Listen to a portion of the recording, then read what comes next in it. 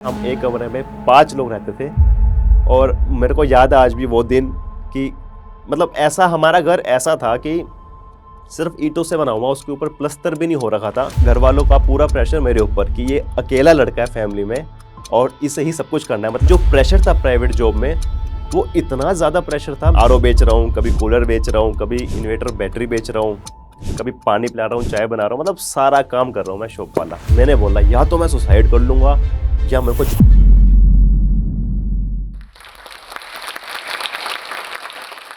नमस्कार, मेरा नाम है त्रिगुण और मैं रोहतक का रहने वाला हूँ। मुझे बचपन से ही यूट्यूबर बनने का शौक था। YouTuber, actor, script writer, editor, कुछ भी कह सकते हैं। लेकिन मेरा जन्म बहुत ही लोअर मिडिल क्लास फैमिली में हुआ था और स्टार्टिंग से ही हमारे साथ पैसों वाली बहुत ज़्यादा दिक्कत थी, क्योंकि कुछ फैमिली इशू हो गए थे स्टार्टिंग में मेरे पापा के साथ कि हमारे पास कुछ भी नहीं आया था एंड में। तो बेसिकली फिर हम मम्मी के पास रहने लगे अपनी, मतलब मम्मी की प्रॉपर्टी पे, और वहीं से हमने ग्रो करना स्टार्ट किया।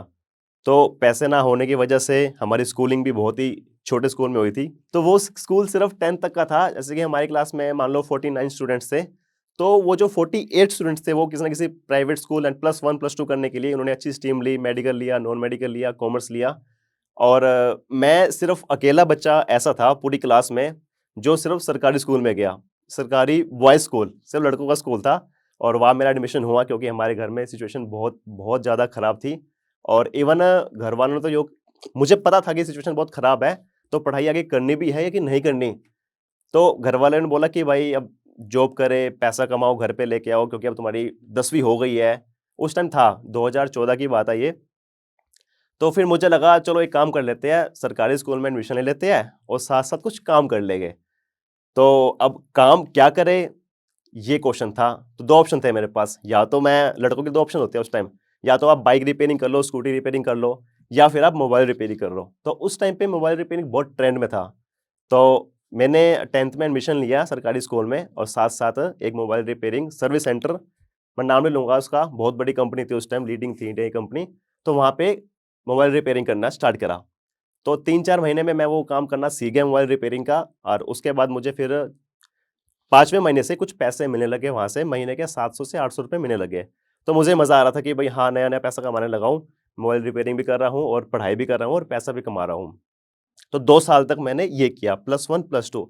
इस दौरान हमारा एक सोशल मीडिया प्लेटफ़ॉर्म था, सिर्फ़ एक था उस टाइम।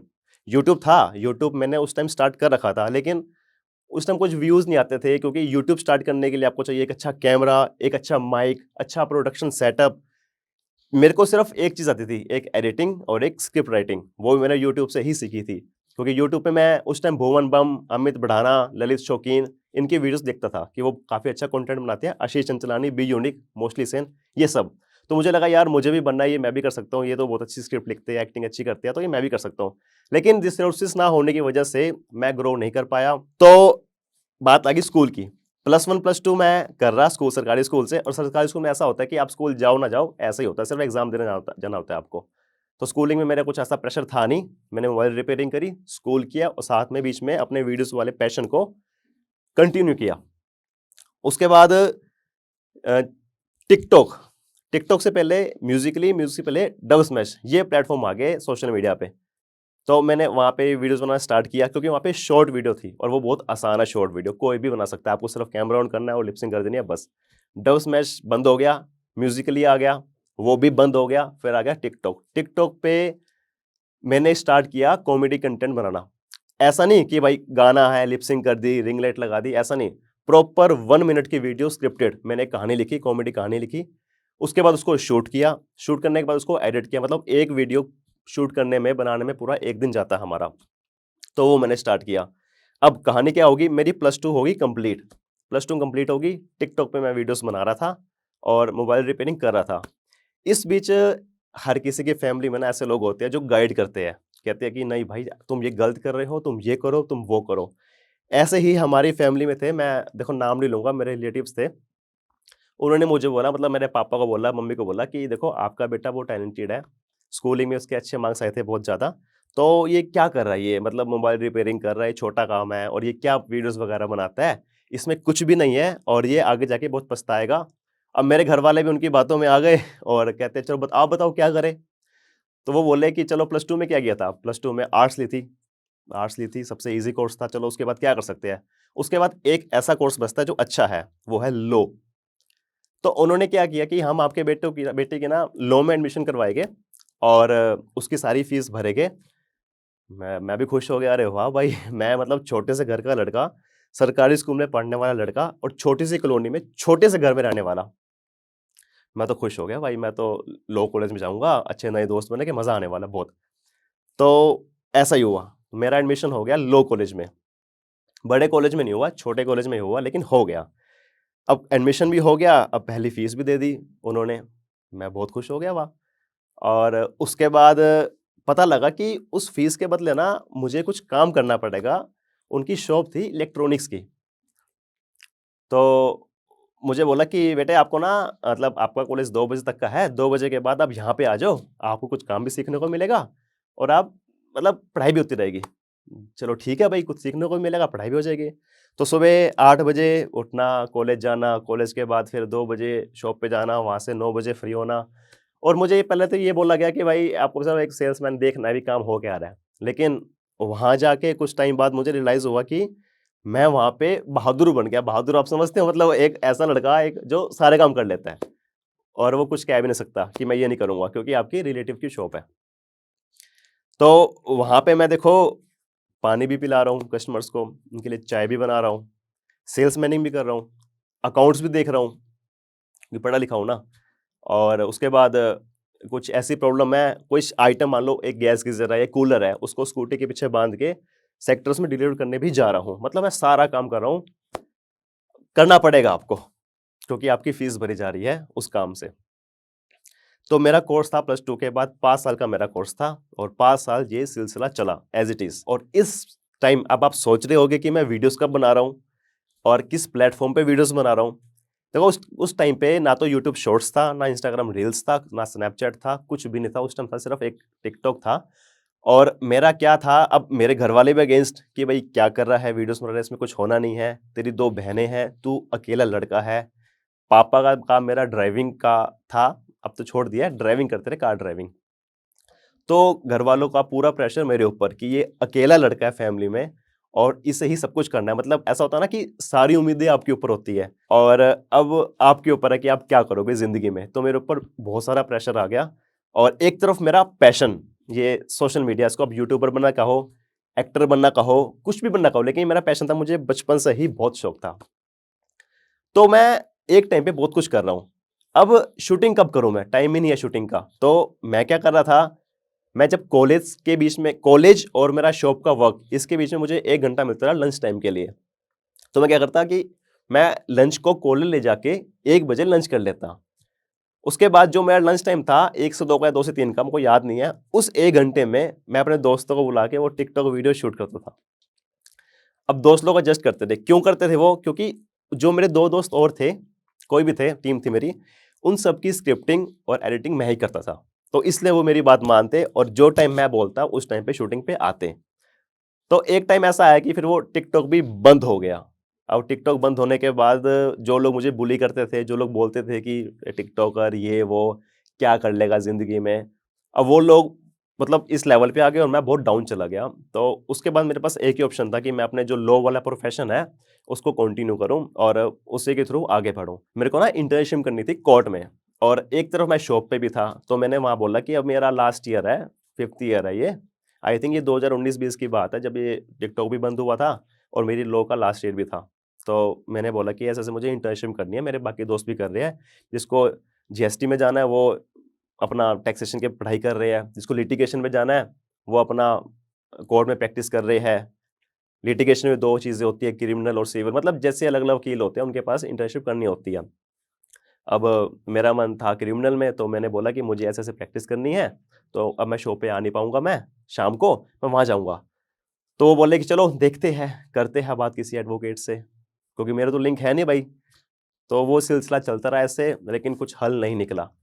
फिर आखिरी में जाके जिस तरह मेरे फ्रेंड्स थे कोर्ट वाले, एडवोकेट्स वाले, मैंने उनसे बात करी, जैसे-तैसे करके मैंने एक एडवोकेट से बात करी, उन्होंने मुझे अपने अंडर रख लिया। तो मैंने पूरा फ़ोकस वहीं पे कर लिया एडवोकेसी में। मैं अपना बुक्स रीड कर रहा हूँ, केसेस समझ रहा हूँ, केस स्टडी कर रहा हूँ, स्टडी भी, पढ़ाई भी कर रहा हूँ, तो मैंने वो स्टार्ट कर दिया।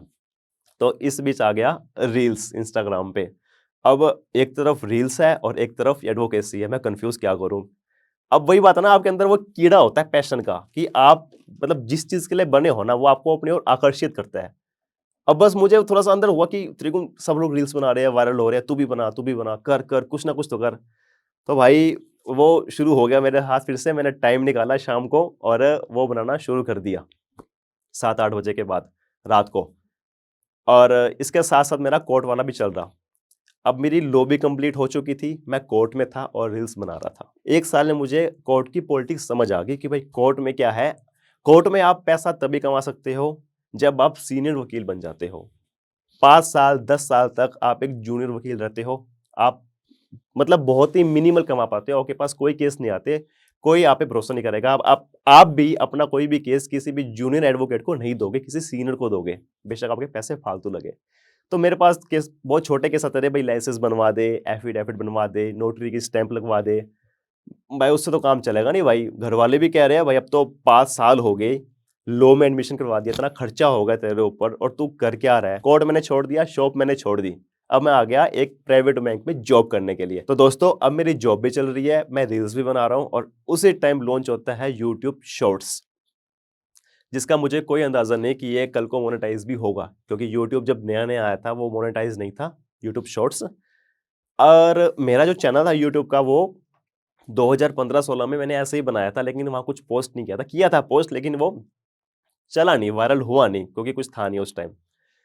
तो मैंने 3 महीने वो जॉब करी। पहले महीने सबकी जॉब का होता है हनीमून पीरियड, सब बोलते हैं कि हाँ नई नई जॉब लगी है, मजा मस्त मजे करेगा, 1-2 महीने सैलरी लेगा, हनीमून पीरियड बनाएगा। तो मेरे साथ वही हुआ, मैंने पहले महीने बहुत एंजॉय किया, सीखने में निकाला। दूसरे तीसरे महीने में मेरे को रियलाइज हुआ कि मैं कहाँ फंस गया। थोड़े से नहीं, मतलब अच्छी सैलरी के साथ साथ जो प्रेशर था प्राइवेट जॉब में, वो इतना ज्यादा प्रेशर था। दोस्तों मैं 22 साल का लड़का, मेरे पास पूरा हरियाणा, और हरियाणा में कितने डिस्ट्रिक्ट्स आते हैं। तो मैं बहुत परेशान हो गया। मैं सुबह 9 बजे उठता, हरियाणा रोडवेज से बस पकड़ता, कभी हिसार जा रहा हूँ, कभी जींद जा रहा हूँ, धक्के खा रहा हूँ कोर्ट्स में। और मैं बहुत परेशान हो गया, बहुत फेडअप हो गया। मैं वो काम कर रहा हूँ जो प्रैक्टिकली पॉसिबल ही नहीं है। मेरा सारा फोकस बैंक में था, मैं फिर भी कुछ नहीं कर पा रहा था, क्योंकि सीनियर्स होते हैं, आपके बॉस होते हैं ना, वो आपको इतना डिमोटिवेट कर देंगे या आपके ऊपर ऐसा प्रेशर बना देगा ना, आप कहोगे कि मैं ये काम कैसे करूं, ये तो पॉसिबल ही नहीं है। मैं बहुत ज्यादा परेशान हो गया और मैंने घर बात करी कि भाई मेरे से जॉब नहीं हो रही, मैं जॉब छोड़ रहा हूं। और मेरे पास उस टाइम एक ही सोर्स था इनकम का, जॉब। और उस वो जॉब थी मेरी और मेरी फैमिली के लिए बहुत बड़ी उम्मीद। अब मैं हो गया बहुत परेशान, मैंने बोला या तो मैं सुसाइड कर लूंगा या मेरे को जॉब छुड़वा दो। इन द एंड मैंने वो जॉब छोड़ दी, और जॉब छोड़ने के बाद सिर्फ एक इंस्टाग्राम रील्स था और मेरे कोई फॉलोवर्स नहीं, 700-800 फॉलोवर्स थे। और मुझे लगा त्रिगुण अब ना कुछ करना पड़ेगा तेरे को। और एक दिन रैंडम क्या हुआ कि मैं ना मोमोज खाने चला गया। उस टाइम मोमोज बिल्कुल न्यू आए थे मार्केट में, आई थिंक दिल्ली में तो बहुत टाइम से चल रहे हैं, लेकिन रोहतक में न्यू आए थे, भाई कोई नई चीज आई है मोमोज की, कोई नई चीज मोमोज आया है। तो मैं चला गया मोमोज खाने, तो मैं देखूं इतना क्राउड, इतनी भीड़, 50 रुपए की मोमोज की प्लेट और इतनी भीड़। मेरा नंबर 20-25 मिनट बाद आया और मैं देख रहा हूँ इतना क्राउड, उस पर क्या चक्कर है ये। तो मेरे को ना कंटेंट आ गया वहां से कि भाई यार मेरे से बढ़िया, या जो लोग प्राइवेट नौकरी कर रहे हैं जिनकी 25,000 सैलरी है, 30,000 सैलरी है, उनसे बढ़िया तो ये मोमोज वाले हैं यार, कितना अच्छा कमा रहे हैं और मतलब कितना अच्छा काम है, इनको कोई टेंशन भी नहीं है और अपना फ्रीली काम कर रहे हैं। तो मैंने क्या किया, मैंने ना वहीं पे एक वीडियो बना ली, मोमोज वाला वर्सेस प्राइवेट नौकरी। और उसमें दिखाया मोमोज वाले को इस लेवल पे और प्राइवेट नौकरी वाले को इस लेवल पे, कि भाई मोमोज वाला तो दिन के 4-5 हजार कमा रहा है और प्राइवेट नौकरी वाला 25,000 महीना। और बना के रैंडम डाल दिया, ऐसे ही बना दी वो, मतलब उसमें कुछ साउंड इफेक्ट नहीं लगाए, कोई एडिटिंग नहीं, सिंपल से बना के डाल दी। आप मानोगे नहीं, उस वीडियो पे ना 100 मिलियन व्यूज आ गए विद इन 1 वीक, एक हफ्ते में 100 मिलियन व्यूज। और मेरा इंस्टाग्राम अकाउंट 700-800 से पहुंच गया 50K फॉलोवर्स पे, 50,000 फॉलोवर्स। और वो वीडियो वायरल होने के बाद मेरे पास पहली डील आ गई खाता बुक से। आपने सुना होगा खाता बुक, उस टाइम पे एक अच्छी एप्लीकेशन थी, अभी भी है। तो मेरे पास वहां से डील आ गई और उन्होंने मुझे बहुत अच्छा अमाउंट ऑफर किया एक प्रमोशनल वीडियो बनाने के लिए। मैं बहुत खुश हो गया, मैंने कहा यार ये मतलब जो मेरे 1 महीने की सैलरी है उससे कहीं ज्यादा मुझे एक रील का मिल रहा है कोलैबोरेशन में। मैंने घर बताया, घर वाले कहते नहीं ऐसा कैसे हो सकता है, तो कोई वीडियो बनानी तो को पैसे मिलेंगे।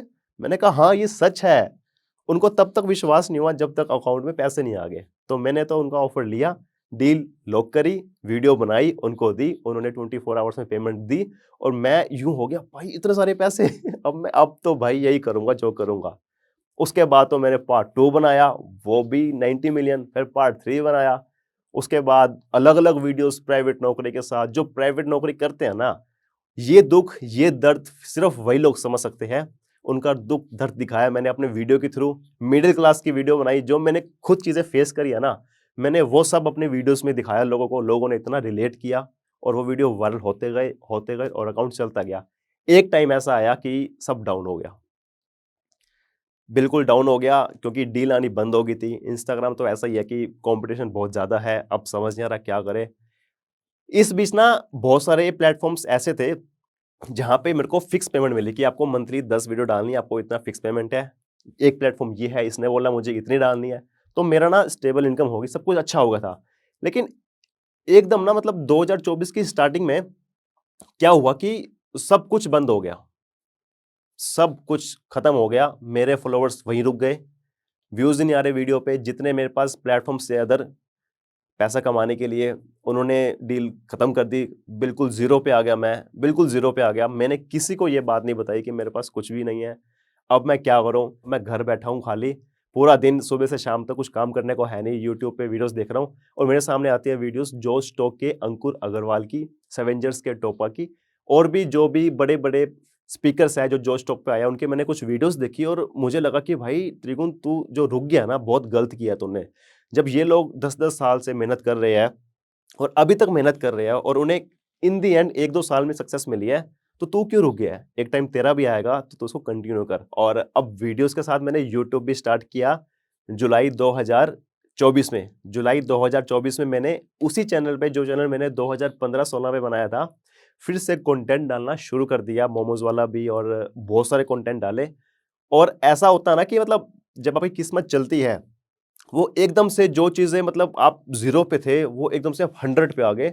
मतलब जुलाई के बाद से अब तक मतलब वो सब चीज़ें इतनी पॉजिटिव में होगी, मतलब मेरा यूट्यूब यूँ लगा लो, जुलाई से लेकर दिसंबर में विदिन 6 मंथ्स वो 4 मिलियन सब्सक्राइबर्स पे पहुँच गया। मेरे पास 6 महीने में सिल्वर प्ले बटन भी आ गया, गोल्डन भी आ गया। ऐसा लगा कि मतलब मेरा कोई सपना पूरा हो गया। मतलब मैं देखता था बाकी बड़े-बड़े यूट्यूबर्स को फैन फेस्ट में कि यार ये कैसा होता होगा, इनके पास जब मिलता होगा ये चीज़ें, उनको कैसा फ़ील होता होगा। जब मैंने वो चीज़ खुद से फ़ील करी तो मुझे बहुत, बहुत, बहुत अमेज़िंग एक्सपीरियंस है। आज मैं जोश टॉक के मंच पे हूँ, मेरे पास व्हीकल साइकिल नहीं थी, बाइक नहीं थी। आज मैंने अपनी मेहनत से, अपने काम से आज एक सुपर बाइक भी है, गाड़ी भी है और अपना घर भी बना लिया है। फैमिली तो बहुत खुश है, रिलेटिव्स तो एक्सेप्ट ही नहीं करते इन चीज़ों को। लेकिन हाँ, इज़्ज़त करते हैं वो अब। आज वो इज़्ज़त करते हैं। जो लोग पहले पूछते भी नहीं थे कि हम कौन हैं, क्या करते हैं, आज वो लोग खुद से व्हाट्सएप पे मैसेज करते हैं, खुद से बोलते हैं कि हमारे बच्चे को भी अपनी वीडियोज़ में ले लो, हमारे फैमिली फंक्शन में आओ, हमारे घर पे आओ, खुद से इनवाइट करते हैं। तो देखो दोस्तों, इज़्ज़त तो पैसे की है।